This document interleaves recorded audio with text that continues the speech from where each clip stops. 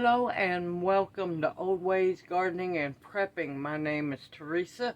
I'd like to welcome you out again to the Shed of Many Names, where we're going to talk about a very important subject to me, and that's feeding your hummingbirds.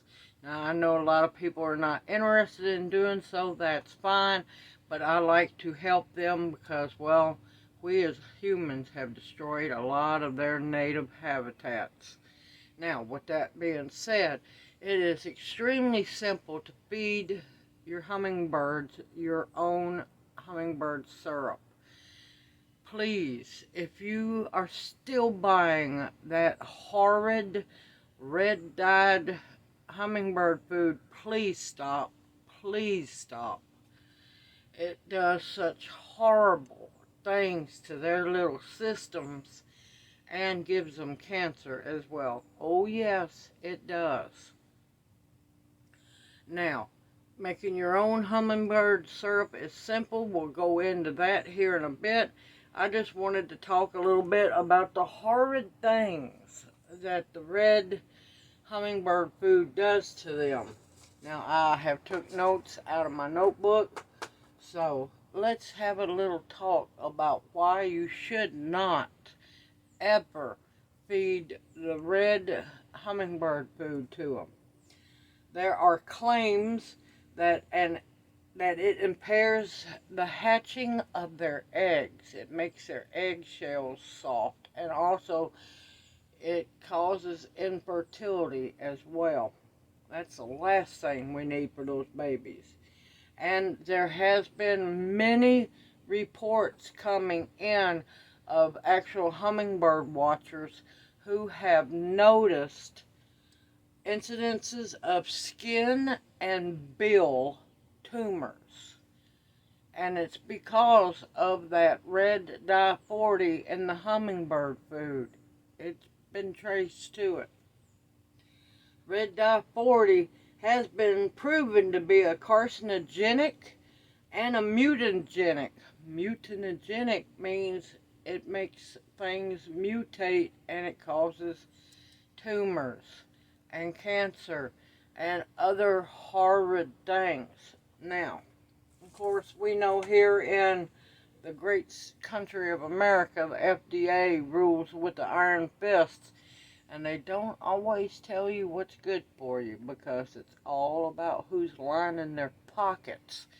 And if you don't believe that there's food lobbyists, you're very, very mistaken. Food lobbyist is the biggest, most powerful lobby there is. And they ought to be ashamed of themselves. And every one of them should be fined for doing so. And anybody that takes a kickback from the food industry to get things done their way should be fired. They should lose their position. Any kind of political position, it don't matter who they are. They should lose their office, but that's just me being me. Now, going into that, red dye 40 is banned in Denmark, Belgium, France, Germany, Austria, Sweden, and Norway. Now, there's countries that have some common sense not to use red dye 40 in anything. Now, me personally, I have to read every single label of anything because I am highly allergic to red dye 40. And if I'm allergic to it, there's no telling what it's doing to the hummingbirds and other animals and plants. Yeah, I know some people could care less, but if you have a sick ecosystem around you, it's going to trickle down and you're going to be sick as well. Because if you try to keep everything in balance as best as can, everything will be healthy and happy. Now, with this being said, now this is my way of doing hummingbird feeder syrup. Now, I use clean and clear hummingbird feeders. The bottom is red, the top is red. It's okay if your hummingbird feeders are red. It's best that they're glass, but you can't always get glass. But one thing you need to make sure of is that your hummingbird feeders are always in the shade, and that when it gets hot, and I mean hot, you need to change your hummingbird feeders out at least twice a week, because the sugar water will start to ferment. Not only can it really make your hummingbird sick, it can make them drunk as well. And plus there's mold and bacteria, E. coli and all that. No, not E. coli, salmonella. And it can do horrible things. Now, each time you go to empty out your hummingbird feeders, you need to wash them very well in very warm, soapy water with just a little bit of bleach added. Not much, but you got to make sure that they're clean. Now, if you can't get into the little ports where they stick their bill in to get the sugar water, you can use a Q-tip or a pipe cleaner to clean them out. Just make sure you use a fresh new one every time. You don't want to keep using the same one. That's gross. But definitely make sure they stay in the shade. If you see ants or wasps trapped in the syrup, dump it out, change it out, and make fresh. Now, one good thing about this hummingbird syrup is if the batch that you make, if you have extra left over, keep it in the jar and keep it in your fridge. It'll be fine in the fridge. And then when it's time to refill your feeders up, definitely use that. And then when it's time to do it again, make another batch. It's not hard to make hummingbird syrup. And please quit buying that red horrid stuff. So, with my recipe, now what I do, make sure that your pan is extremely clean. I use a whisk, or you can use a spoon. Make sure your measuring cups are very clean and sanitized. I have my sugar bucket down here beside me. And for the love of God, please do not use any artificial sweeteners. You really will try to kill them then. I have heard of people using artificial sweeteners. No, you need to use 100% pure cane sugar.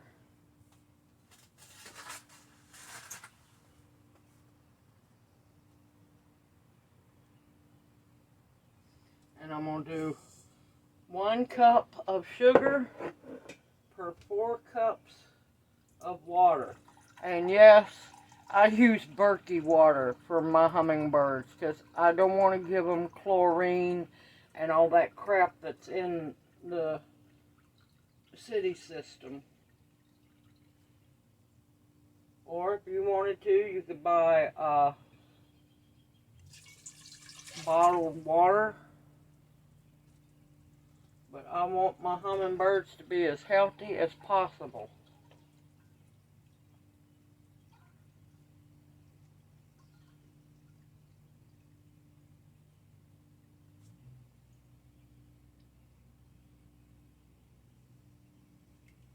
And that is 1 cup of sugar for 4 cups of water.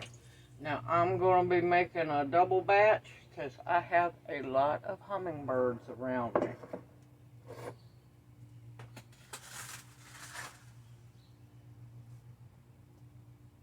So if you're doing a double batch, it's going to be 2 cups of sugar, cane sugar, and 8 cups of water.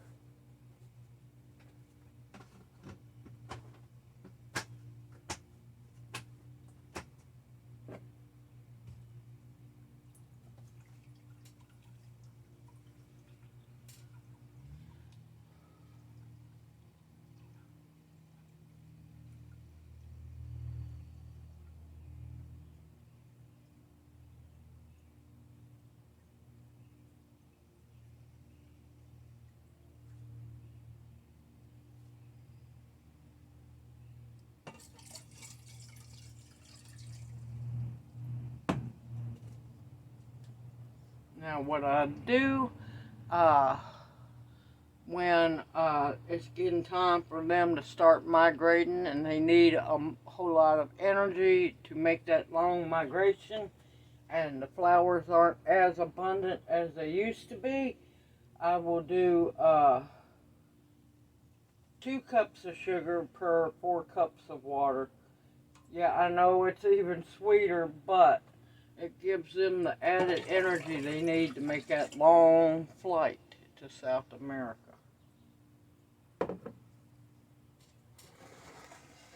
Okay, I use a whisk. You can use a spoon. You're going to stir it real good. And what I'm going to do is put this over a medium flame or a medium setting on your stove. Heat the water just till the sugar completely dissolves in the water. Cut your heat off, remove it from the flame, and let it come to room temperature. Never give the babies, never try to fill your hummingbird feeders with hot syrup. It's not only if you're using plastic, it could melt your plastic feeder, and or it could burn them very badly.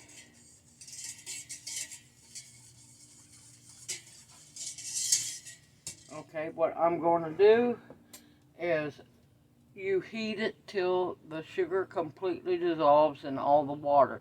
You want to make sure you see no sugar on the bottom of your pot. Let it cool. And what I'm going to do is I'm going to pour this up into jars. And I'm going to take 1 jar home with me. And I'm going to leave another jar in the fridge here.